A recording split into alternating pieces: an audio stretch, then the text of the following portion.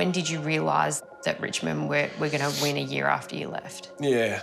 We went to the park to take Miller up on a scooter or whatever else, and I said, I'll just shoot some hoops, and this bloke's got it going in his pocket, can you believe?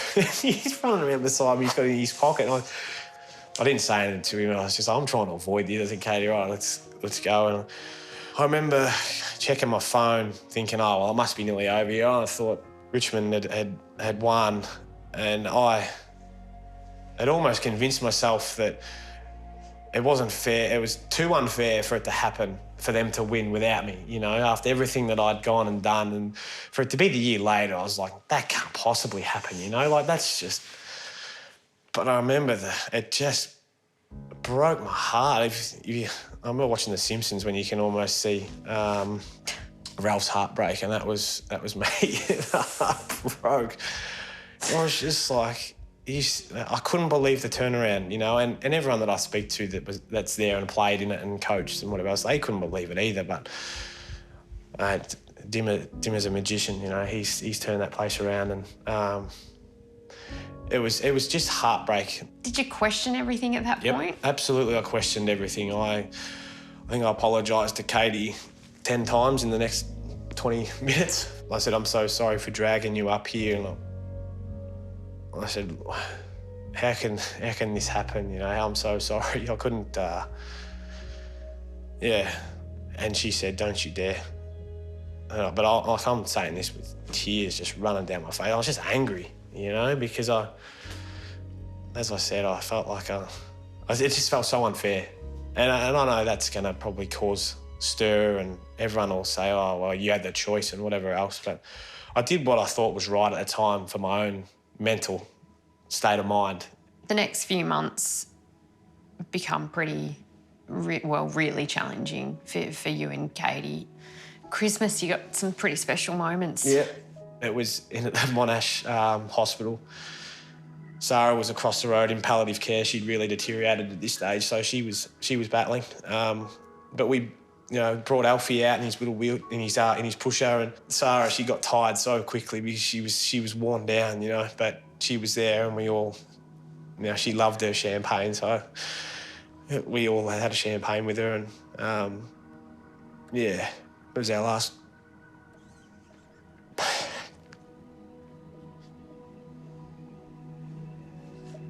one together.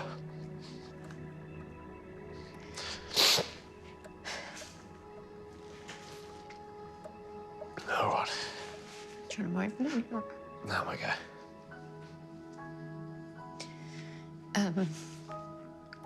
So she passed a few weeks later. Yeah, she passed away. So sad to see her. My mum who's 34. And yeah, it's tough to, you know, to say goodbye to someone that you love and have spent so much time with, you know. So yeah, she lost her battle, and we celebrated her life. And poor little Alfie, like the whole time, he's none the wiser, you know. He's 2 years old and he's got his own problems, but he's never going to know where his mum's gone. So that's tough. How tough was it when you found that Alfie was gone? Yeah. We were lucky that we got to go and see little Alfie a few days before. You know, he was in palliative care and very special kids. He didn't want to let go because he's such a beautiful little soul, this little kid, you know. We hadn't met him. We didn't even know what he was going to be like, you know. And then you start to think about Lee, and he's just lost 2 people out of his family. It's like, how is this fair, you know? Like, I talk about being unfair with a footy final. How is this fair, you know? This poor bugger's copped it. So in the space of 2 years, you and Katie have lost your pa, your auntie Trish, your sister-in-law Sarah, and your nephew Alfie. I don't know how you even got up each day, let alone battling all the injuries that you were battling to play footy.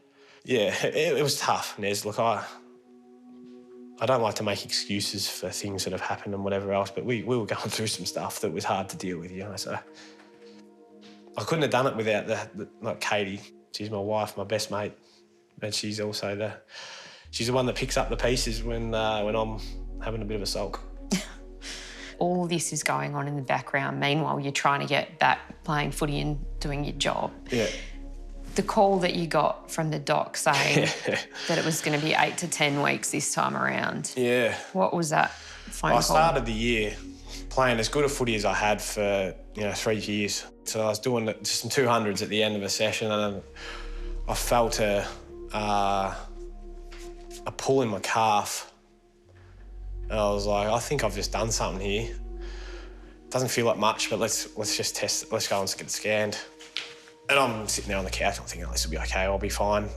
The doc will just call me and say, yep, 2 or 3 weeks, you should be okay, it's nothing really, don't worry about it. She goes, I've got some bad news for you. I said, what do you mean? I hardly feel anything. She said, yeah, 8 to 10 weeks, I reckon. And I was beanie on, over my eyes, I was just like, you are kidding me. And I started crying again. Miller comes over, she said, what's wrong, Daddy? It'll be okay, Daddy, you're okay. I was like, yeah, Daddy just needs a minute, baby. I'm all right. Yeah, I don't know whether you get through all this stuff without your kids. What advice did your dad give you? Because you're pretty close with him. What advice did he give you through all this? Yeah, Dad was to the point, as he always is. I said to him a couple of times, I was just like, I'm sick of this, Dad. There's no answer, because I keep just doing my calf. I think I'm just gonna pack it up. He said, oh, well, mate, the real world's no better, so you're doing what you love still, and you're being paid well to do it. I was like, piss off, Dad. Just let me have a moment, you know? So this year, same sort of issues on the injury front. You get up to play the elimination final. Your calf goes in the first quarter. I just went to change direction in the middle of the ground, and I just felt it go. I was just like, oh, you're kidding. This is not the way it's supposed to go. You've said so many times you don't regret leaving Richmond. Yeah. Is that the truth? Yeah. I absolutely loved my time up here. I've refound my love for playing footy again. You know, if anything else, it's made Katie and I a stronger couple. So how will you go if Richmond win another flag this year? It'll be different this time around, I think. Will you watch it? Yeah. Yeah, absolutely. And I'll be the first one to text them, because they're my mates over anything else, you know. But that's not to say that the Giants aren't a chance either, you know, or myself, because I'm still hanging in there. As many times as I've been kicked in the knackers, I'm still trying, you know, and some will call me stupid, you know, but yeah, I've come this far, I'm not going to give up now. I don't know if I have the right to say this, but I'm proud of you. The way that you've handled the last couple of years, I just think it's amazing, and having known you for quite a while now. Yeah. The legacy you've left on GWS, I think, is more lasting than you realise, so well done on everything. I appreciate that, Nez. I really do. It's been tough, but I've still got plenty to be grateful for.